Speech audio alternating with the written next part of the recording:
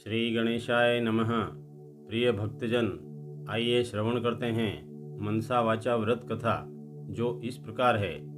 एक समय भांति भांति के फल फूलों से सुगंधित और सुंदर सुंदर जड़ी बूटियों से शोभायमान कैलाश पर्वत पर विराजमान श्री भगवान शंकर जी से माता पार्वती जी बोली कि हे जगत के स्वामी, आज मन बहलाव के वास्ते आप और मैं चौपड़ खेलें। माता की बात सुनकर शंकर जी ने कहा कि चौपड़ के खेल में छल कपट और असत्य अधिक होता है और हार जीत का निर्णय नहीं हो पाता है, इसलिए इसके निर्णय के लिए कोई तीसरा ही व्यक्ति होना चाहिए जो निष्पक्ष होकर हार जीत का निर्णय कर सके। शिव जी के मुख से ऐसे वचन सुनकर माता पार्वती ने अपने शरीर से मेल उतारा और उसका एक मानव पुतला बनाकर अपनी योग शक्ति से उसमें प्राण डाल दिए। पुतले में प्राण आते ही वह उठ खड़ा हुआ और माता पार्वती और भगवान शिव को प्रणाम कर बोला कि हे माता, मेरे लिए क्या आज्ञा है। माता बोली कि हे पुत्र, आज से तेरा नाम अंगद होगा।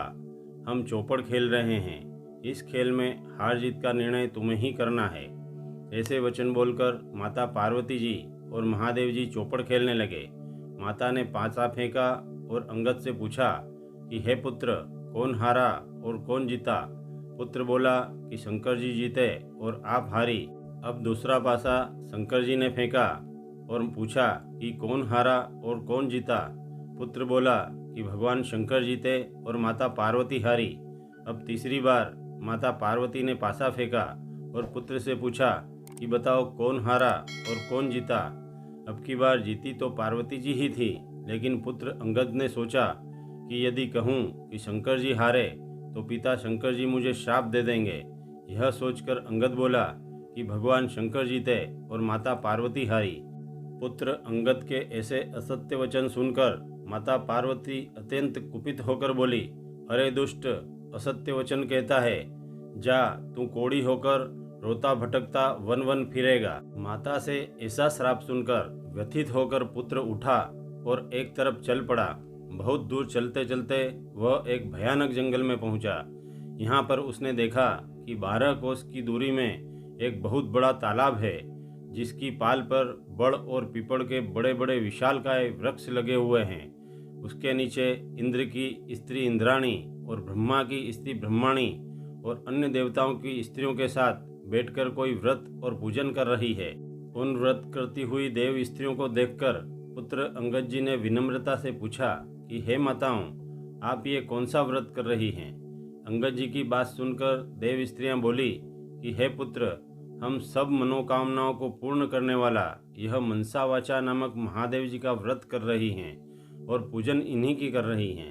तब अंगद जी ने पूछा कि इस व्रत को करने से क्या फल प्राप्त होता है और इसको करने की विधि क्या है। अंगद जी से ऐसी बात सुनकर देव स्त्रियां बोली कि हे पुत्र, इस व्रत को करने से जीव मात्र की संपूर्ण इच्छाएं पूर्ण होती है। ऐसा सुनकर अंगद जी ने कहा कि इस व्रत को मैं भी करूंगा। ऐसा विचार कर उन्होंने देव स्त्रियों से किसी से सुपारी, किसी से चावल, किसी से सूत और किसी से फल और पूजा का सामान मांगकर देव स्त्रियों से पूजा की सारी विधि पूछी। देव स्त्रियों ने अंगद जी को व्रत की सारी विधि बतलाते हुए कहा कि हे पुत्र, श्रावण सुदी के पहले सोमवार को कुंवारी कन्या से 2.5 पुनी सूत कताकर उसका डोरा करें और उस डोरे को गेरू रंग में रंग कर उस डोरे से भगवान शंकर का पूजन कर उसमें 4 गांठ लगाएं। अब एक बड़ी सुपारी लें, उसे भगवान गणेश के रूप में मानकर और एक छोटी नंदी की प्रतिमा लें।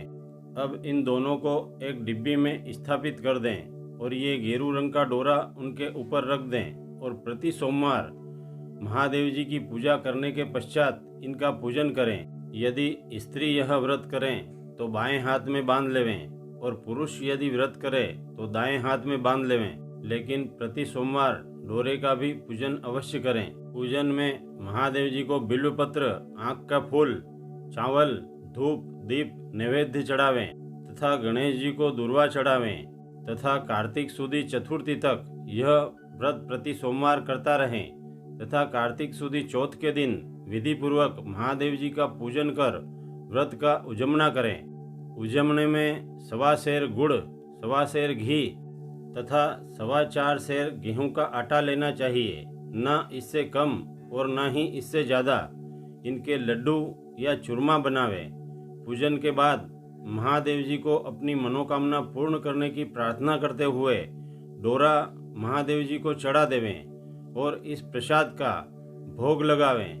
भोग के बाद इसके 4 भाग करके, एक भाग ब्राह्मण को, एक भाग नाथ साधु को और एक भाग गाय को बराबर बांट देवें, किसी को कम और किसी को ज़्यादा नहीं। और चौथा भाग जो बचा हुआ है उसमें से प्रसाद सबको बांटते हुए खुद के और परिवार के लिए प्रसाद रख लेवें और उसी प्रसाद से व्रत खोलें। इस प्रकार देव स्त्रियों द्वारा बतलाई हुई विधि से व्रत करते हुए अंगद जी को 4 वर्ष बीत गए और उधर अंगद जी को याद करते हुए माता पार्वती ने महादेव जी से कहा कि पुत्र अंगद को गए हुए बहुत दिन बीत गए, अभी तक उसका कोई समाचार भी नहीं है।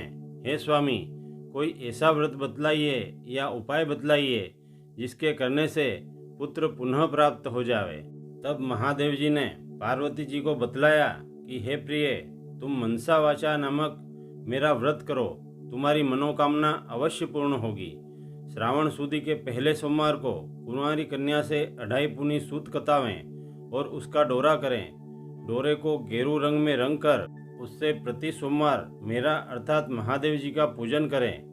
एक बड़ी सुपारी को गणेश जी के रूप में लें तथा एक नंदी की छोटी प्रतिमा लें। उनको एक छोटी डिब्बी में स्थापित करें।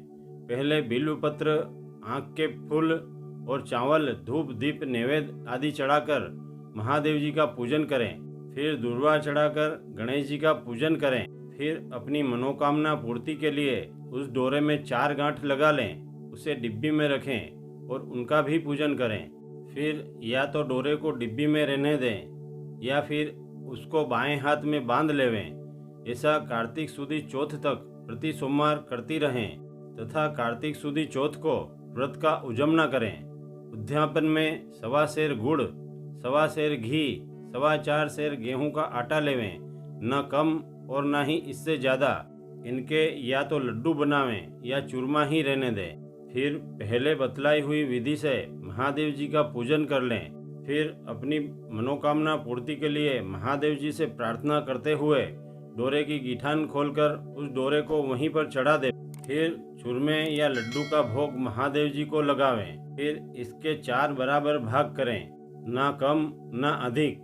अब इसका एक भाग ब्राह्मण को देवें, एक भाग नाथ साधु को देवें, एक भाग गाय को देवें और एक भाग प्रसाद के रूप में बांटें और स्वयं भी इसी प्रसाद को खाकर व्रत खोलें। इस प्रकार महादेव जी की बतलाई हुई विधि से व्रत करते हुए माता पार्वती को 4 वर्ष व्यतीत हो गए।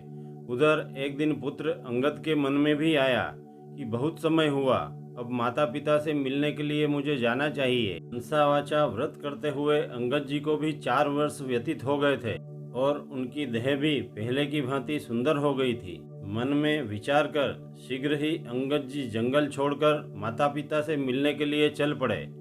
जब वे माता के पास पहुँचे और उन्हें प्रणाम कर खड़े हो गए तो पुत्र को आया देखकर माता हंसने लगी और माता को इस प्रकार हंसते देखकर अंगद जी अचंभित हो गए और पीछे हट गए। माता बोली कि हे पुत्र, तुम पीछे क्यों हट गए?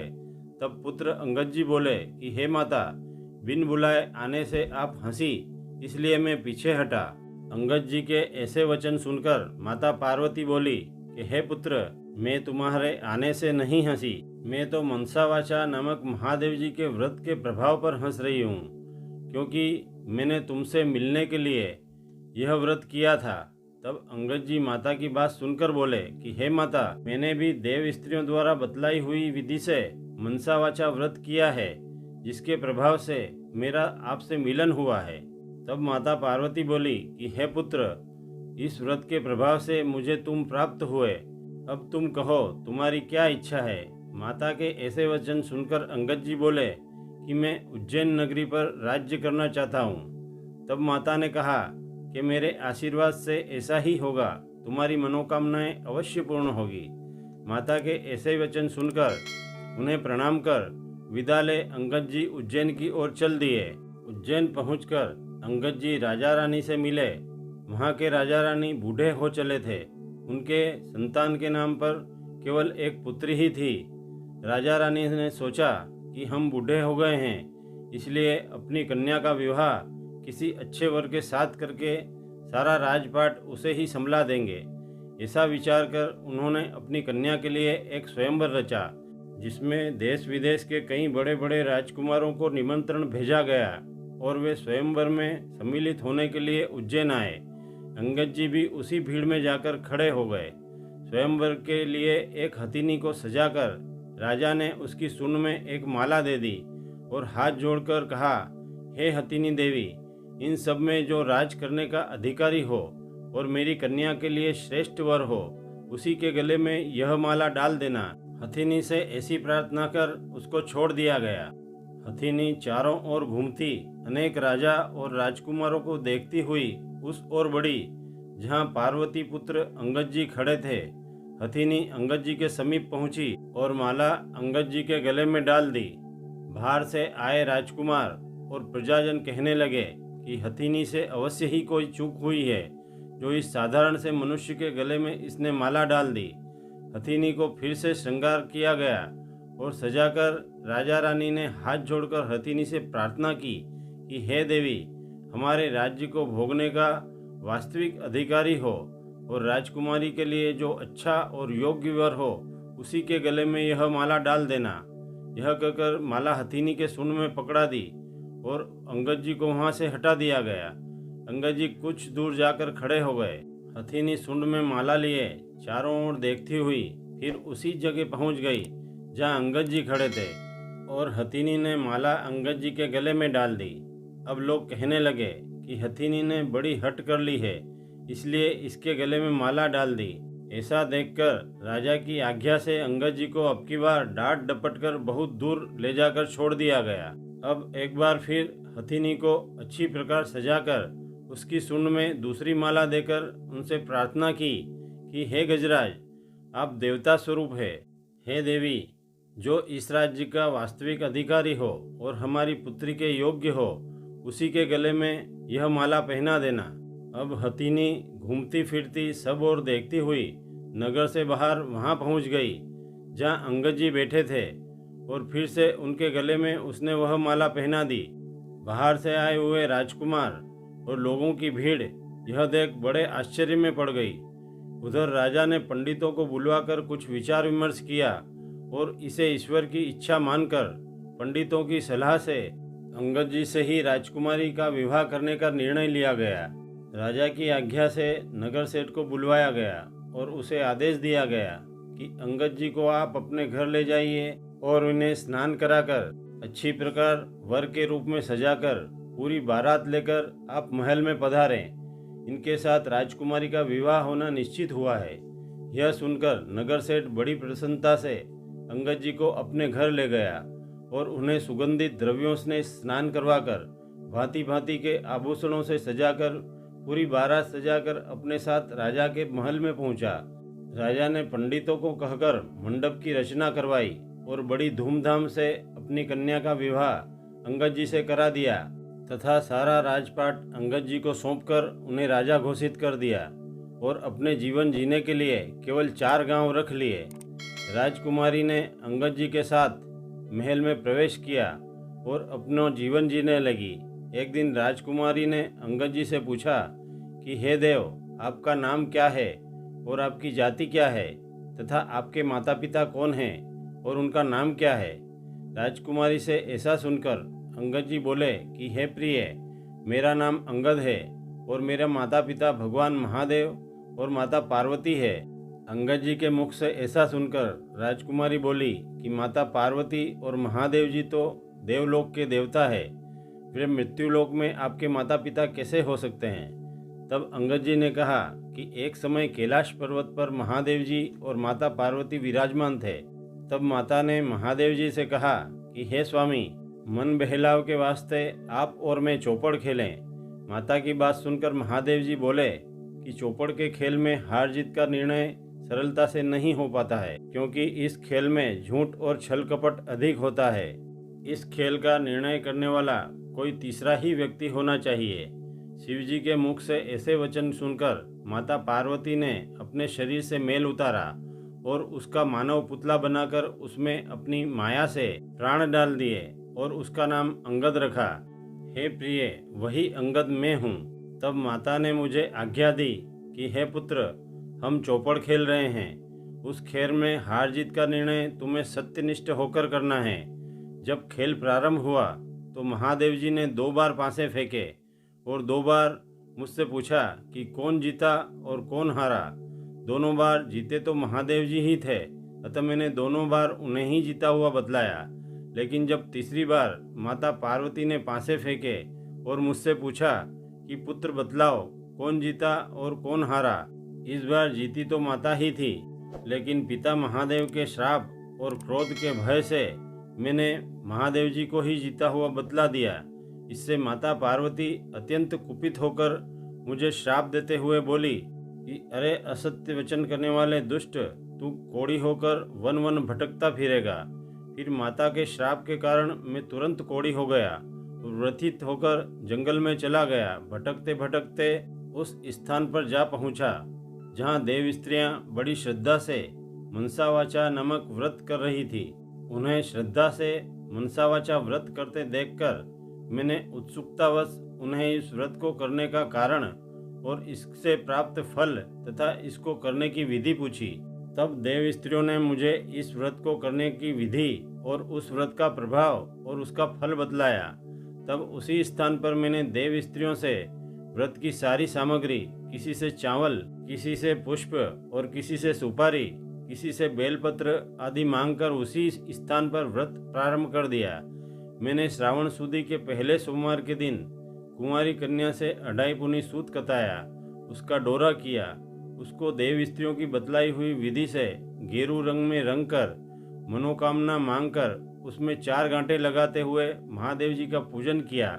इस प्रकार प्रति सोमवार व्रत करते और कार्तिक सुदी चौथ तक व्रत करता रहा और पूजन करता रहा तथा कार्तिक सुदी चौथ के दिन व्रत का उद्यापन किया।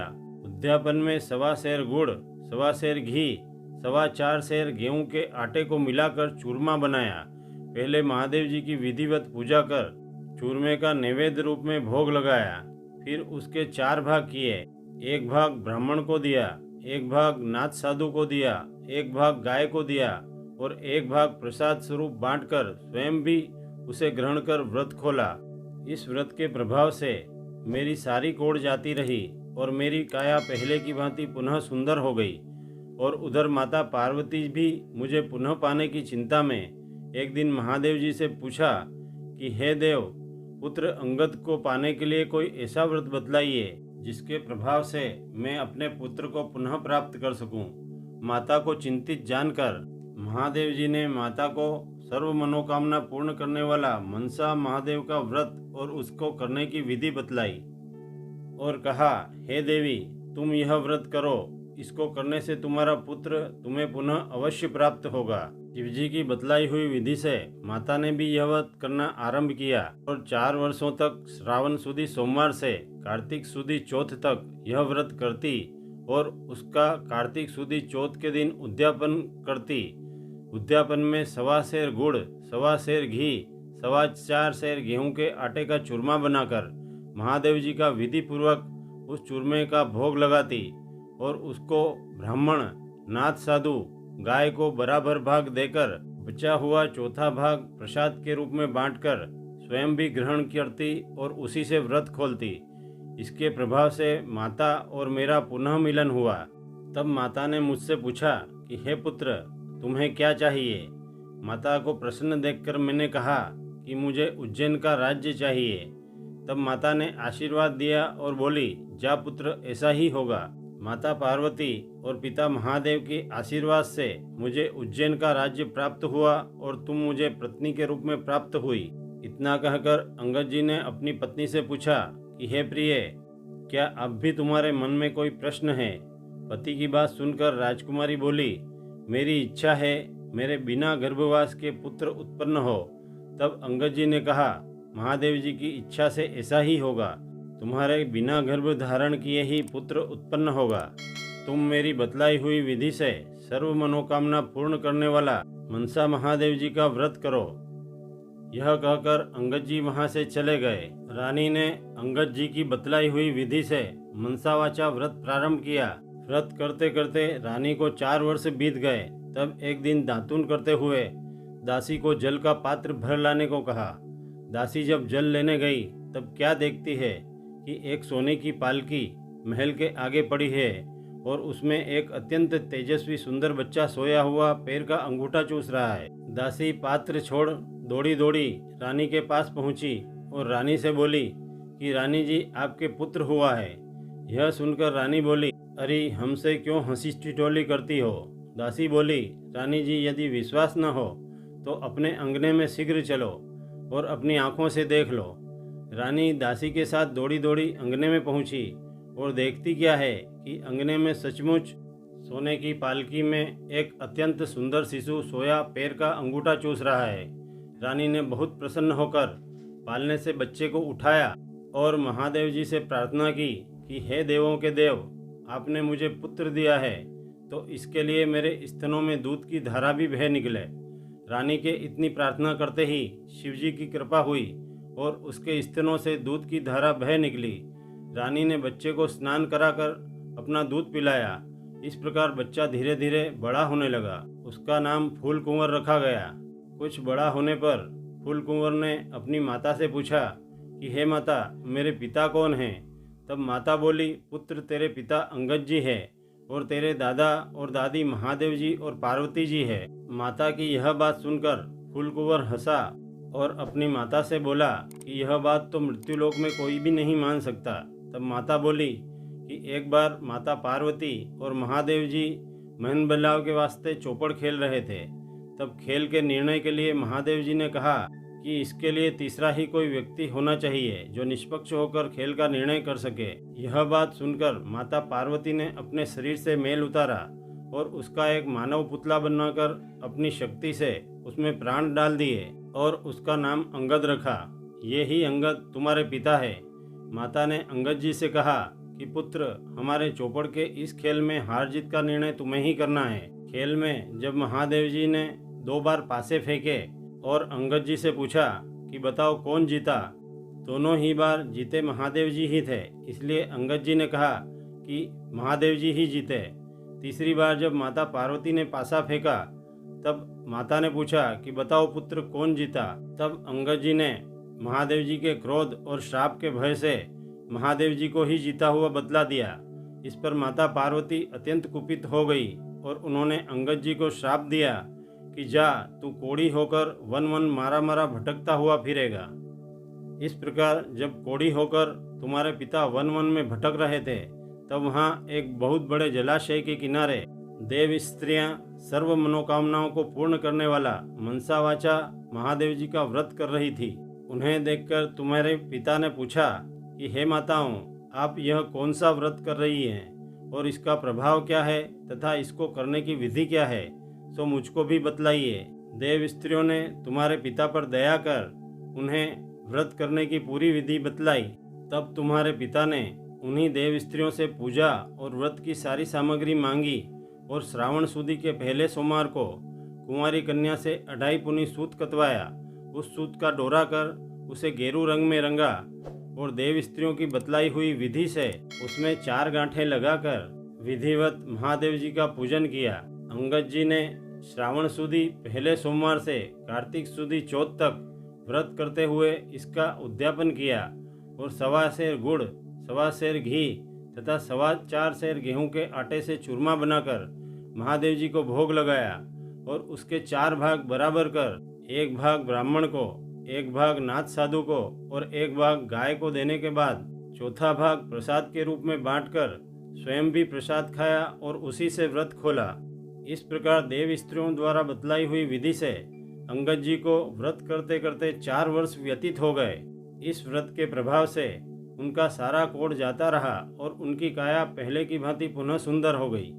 उधर माता पार्वती भी तुम्हारे पिता से मिलने को उतावली थी।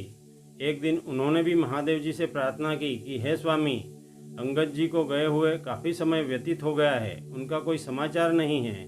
हे देव, कुछ ऐसा उपाय बतलाइए जिससे मैं अपने पुत्र को पुनः प्राप्त कर सकूं। तब माता पार्वती की बात सुनकर महादेव जी ने मनसा वाचा व्रत करने की पूर्ण विधि और इस व्रत को करने से प्राप्त होने वाले फल के बारे में बतलाया और कहा कि इस व्रत को करने से तुम्हारी मनोकामना अवश्य पूर्ण होगी।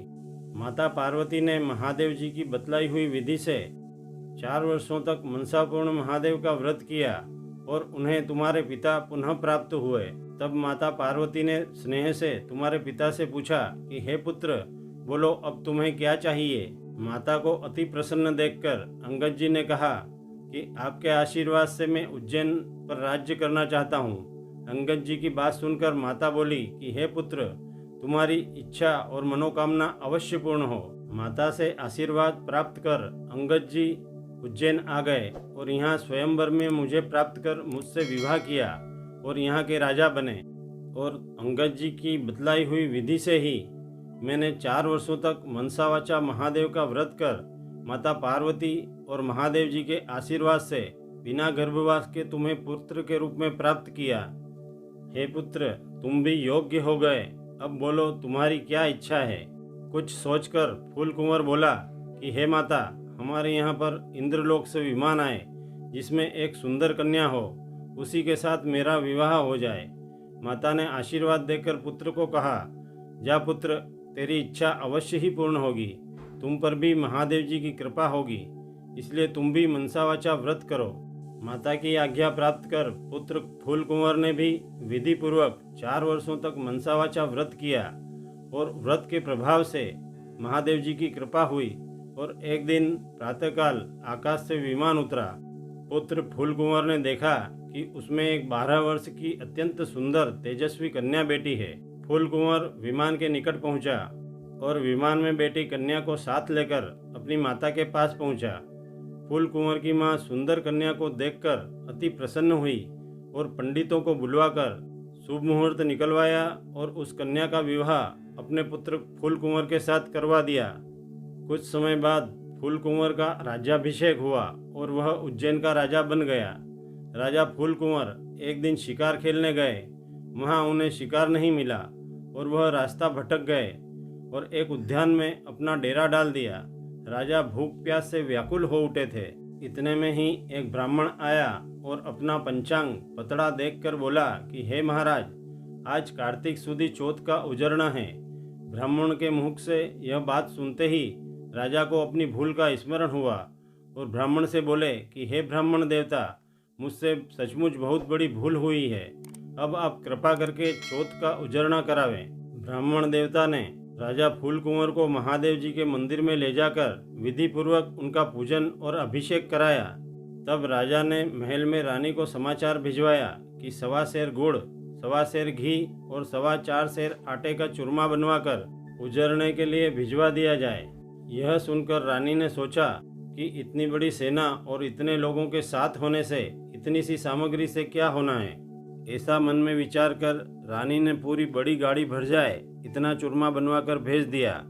गाड़ी भर चूरमा देखकर राजा ने सोचा, मेरे लिए तो यह काफ़ी अधिक है, लेकिन इतने लोगों के लिए यह थोड़ा ही होगा।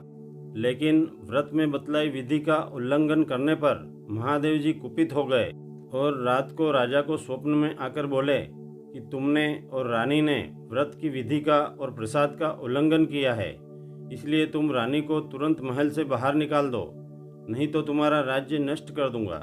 प्रातःकाल होते ही राजा ने स्वप्न की बात राज्यसभा में तुरंत पंडितों को बताई और पंडितों की सलाह से रानी को महल छोड़कर जाने की आज्ञा दी।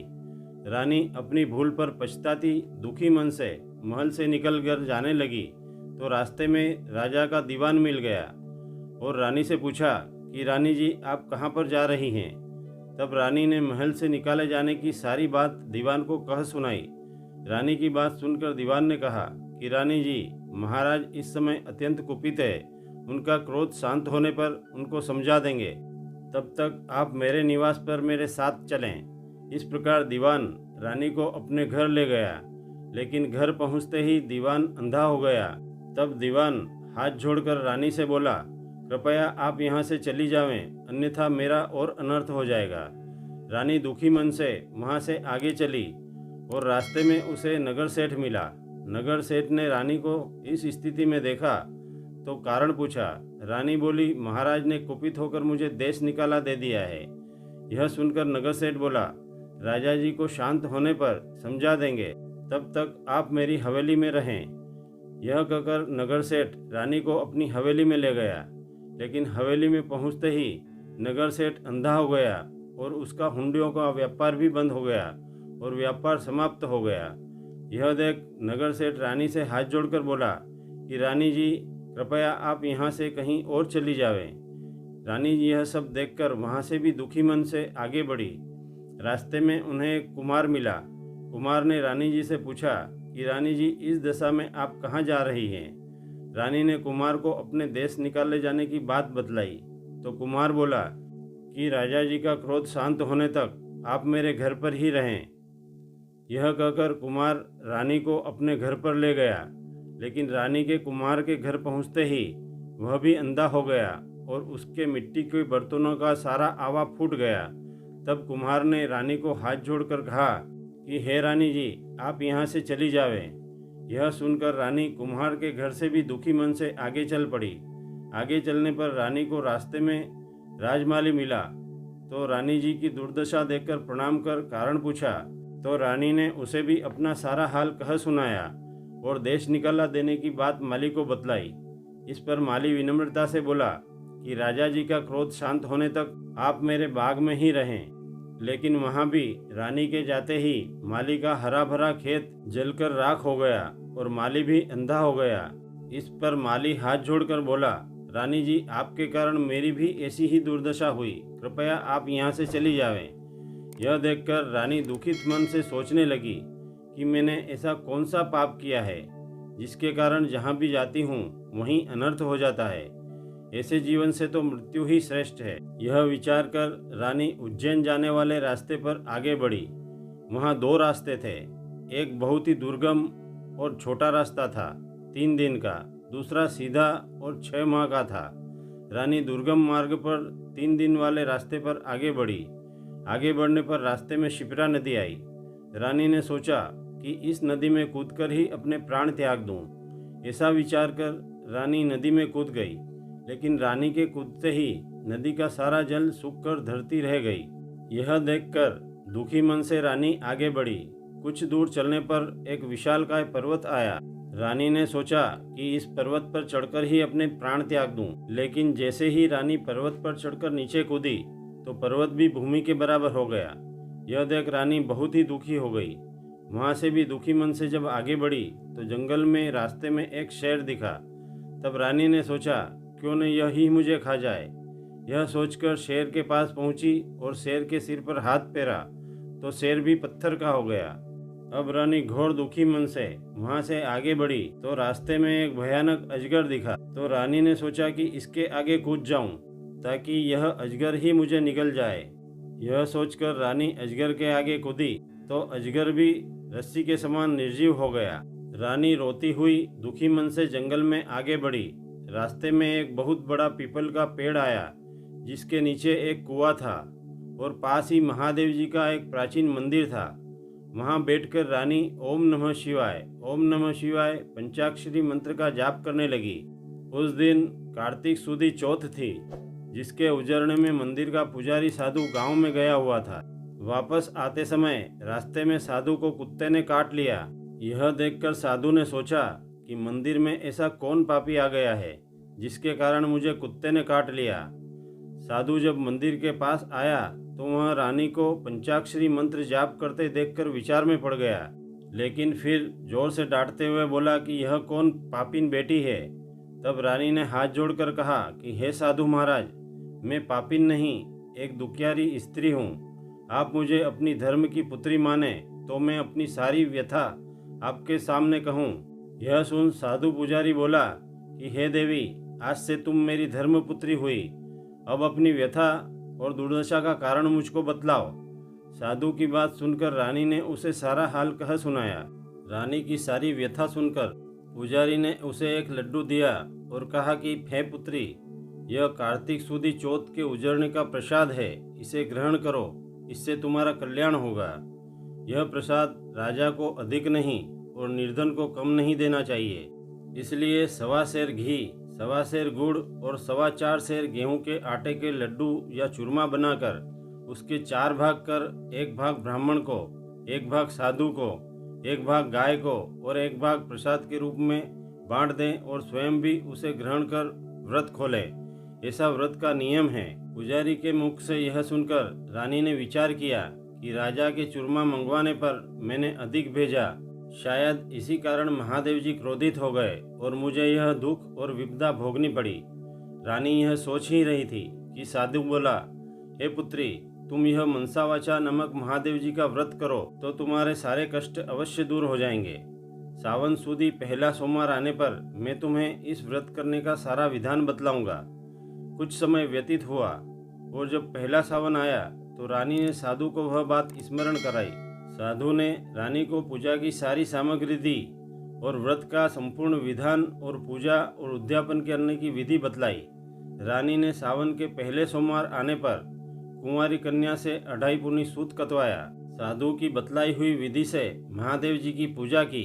रानी कार्तिक सुदी चौथ तक विधि पूर्वक व्रत करती रही और कार्तिक सुदी चौथ को उजरना किया। उजरने में 1.25 सेर गुड़, 1.25 सेर घी, 4.25 सेर गेहूं के आटे का चूरमा बनाया और महादेव जी की पूजा कर उन्हें भोग लगाकर उसके 4 भाग किए। 1 भाग ब्राह्मण को दिया, 1 भाग साधु को दिया, 1 भाग गाय को दिया और 1 भाग प्रसाद के रूप में बांटकर कुछ प्रसाद स्वयं खाकर उसने व्रत खोला। अब साधु ने कहा कि महादेव जी के सामने ऊंट, हाथी, घोड़ा आदि मिट्टी का बनाकर रख दो और ओम नमः शिवाय महामंत्र का जाप करते हुए इन पर जल छिड़को और महादेव जी से प्रार्थना करना कि हे प्रभु, आप मुझ पर प्रसन्न हो तो इन सबको जीवित कर दो। जैसा साधु ने कहा था रानी ने वैसा ही किया तो सारे मिट्टी के पुतले जीवित हो उठे। तब प्रसन्न होकर रानी ने श्रद्धा से कहा, हे महात्मन, मुझसे रास्ते में जो भी पाप हो गए हैं उनसे छुटकारा पाने का कोई उपाय बतलाओ। तब साधु ने कहा कि इसी पंचाक्षरी मंत्र को जाप करते हुए तुम जल का छींटा देती जाओ। तुमसे जो भी पाप हुए हैं वे शिव कृपा से शुभ होते जाएंगे। साधु की बात मान रानी ओम नमः शिवाय का जाप करती हुई उस स्थान पर पहुंची जहां निर्जीव रस्सी बना अजगर पड़ा था। रानी ने जल हाथ में लेकर ओम नमः शिवाय का उच्चारण करते हुए उस पर जल छिड़का तो अजगर जीवित होकर जंगल में चला गया। आगे मंत्र जाप करती हुई रानी जंगल में वहां पहुंची जहां शेर निर्जीव होकर पत्थर बना हुआ था। रानी ने मंत्र जाप करते हुए उस पर भी जल छिड़का तो शेर चौगुना बड़ा होकर जंगल में चला गया। रानी मंत्र जाप करती हुई आगे बढ़ी और पर्वत पर पहुंची और जब पर्वत पर जल का छींटा डाला तो पर्वत भी चौगुना होकर ऊंचा हो गया। अब रानी ओम नमः शिवाय पंचाक्षरी मंत्र का जाप करती हुई वहां पहुंची जहां नदी जमीन के बराबर हो गई थी। रानी ने वहां भी जल छिड़का तो नदी भी चौगुनी बड़ी होकर बहने लगी। इस प्रकार मंत्र जाप करती हुई रानी माली के घर पहुंची और माली के बाग में जल छिड़का तो माली का बाग पहले की भांति पुनः हरा भरा हो गया और माली की आंखों की रोशनी भी वापस आ गई। इस प्रकार रानी पंचाक्षरी मंत्र का जाप करती हुई कुम्हार और दीवान का भी कल्याण किया। अब रानी नगर सेठ के घर पहुंची और ओम नमः शिवाय मंत्र का जाप करती हुई उसके घर पर भी जल का छींटा डाला तो नगर सेठ का घर पहले जैसा हो गया। उसका अंधापन भी जाता रहा और उसका व्यापार और संपूर्ण वैभव लौट आया। यह देखकर नगर सेठ रानी से बोला कि हे देवी, आपके आने से हमारे घर धन संपत्ति के भंडार भर गए और आज कार्तिक सुदी चौथ का उजरना भी है। इस खुशी में मैं नगर भोज कराना चाहता हूँ, कृपया आप आज्ञा दें। रानी से आज्ञा पाकर नगर सेठ ने अपने लोगों के द्वारा नगर में ढिंढोरा पिटवाया कि आज सारे नगरवासियों का भोजन नगर सेठ की ओर से है। यदि किसी के भी घर से धुआं उठता हुआ दिखाई दिया तो उसे 11 मुद्राओं का दंड देना होगा। नगर भोज की बात सुनकर सारे नगरवासी नगर सेठ के यहाँ भोजन करने के लिए जाने लगे। जब सारे नगरवासी भोजन कर चुके तो नगर में ढूंढने पर भी कोई भूखा नहीं मिला। बहुत ढूंढने पर नगर के धोबी से पता चला कि नदी किनारे एक अंधी बहरी बुढ़िया है जिसके संपूर्ण शरीर पर कोढ़ है। रानी की आज्ञा से नदी के किनारे पड़ी उस बुढ़िया को नगर में लाया गया।